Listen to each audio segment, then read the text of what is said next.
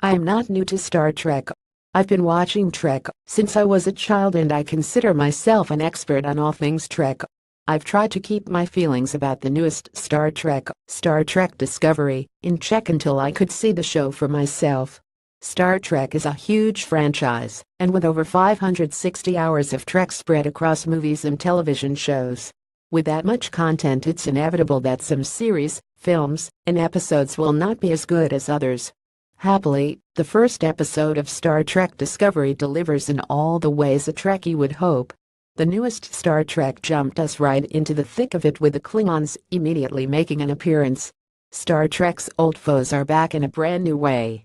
These Klingons are unlike any Klingons we've seen before, though. This is a religious brand of Klingons that are trying to rejoin the Klingon Empire like the founder of the Empire Kallus himself did once. The leader of these Klingons' name is T'Kuvma. T'Kuvma is using the death of the Klingon torchbearer as a beacon to all the other Klingon houses to unite the houses somehow. Starfleet hasn't seen the Klingons in 100 years, but all that is about to change. Meanwhile, we are following Michael Burnham, the first officer of the Shenzhou. Burnham was raised by Sarek and seems to be in conflict between her human heart and her Vulcan upbringing.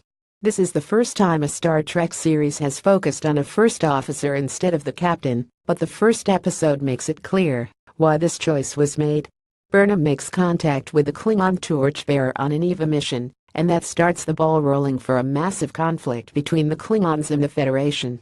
When the Shenzhou recovers Burnham from her EVA, they quickly find themselves facing a giant Klingon vessel. We soon are treated to a better look at these religious Klingons. The Klingons' fascination with houses and where you are born is there as always, but now it seems the Klingons also make judgments based on race. The Klingons come in several different shades, from an eggshell color to a dark black color. Star Trek has always reflected the issues of our real world, and this series isn't going to let that tradition end now. Burnham leaves the bridge to call Sarek. The conversation reveals Burnham's past with the Klingons, as they were responsible for the death of her parents. Burnham also gets a tip from Sarek on how the Vulcans dealt with the Klingons. The episode is titled The Vulcan Hello, and the Vulcan hello for Klingons is to attack first. This leads to Burnham trying to convince her captain to fire on the Klingons, since all they understand is violence. The captain, however, disagrees, and Burnham uses the Vulcan neck pinch to incapacitate the captain.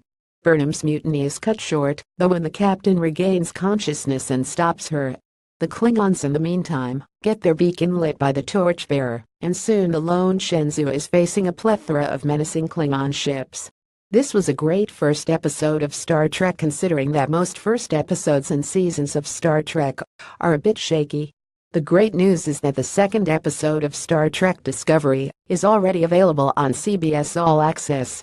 What did you think of the first episode of Star Trek Discovery? Let us know on Twitter or in the comments below.